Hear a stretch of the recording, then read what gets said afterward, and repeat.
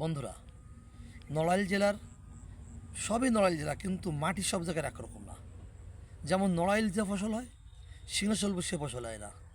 নলদি যে ফসল হয়, সে ফসল তুলরামপুর হয় না।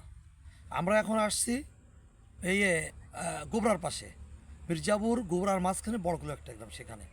বন্ধুরা, আপনারা দেখেন এইরকম পাতাকপি, আপনারা ওলকপি দেখেন, দেখেন কী পরিমাণ দেখেন ধরে আছে, দেখেন। এবং এই সামান্য একটু জায়গা কৃষক চাষ করেছে, নাহলে কয়েক লক্ষ টাকার বিক্রি করতে পারবে বলে সে আশা করতেছে। এবং এত সুন্দর ওলের গাছ আপনারা খুব কম দেখেছেন। ঠিক আছে, মিউট করে দাও। ওকে, ওলকপির ক্ষেতটা কত সুন্দর!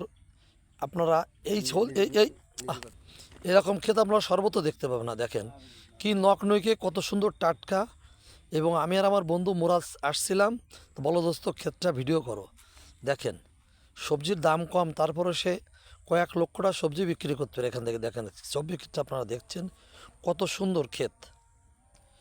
এরকম ক্ষেত, এরকম মনোমুগ্ধকর, এরকম সুন্দর তরতাজা সবজির গাছ কমই আমরা দেখেছি।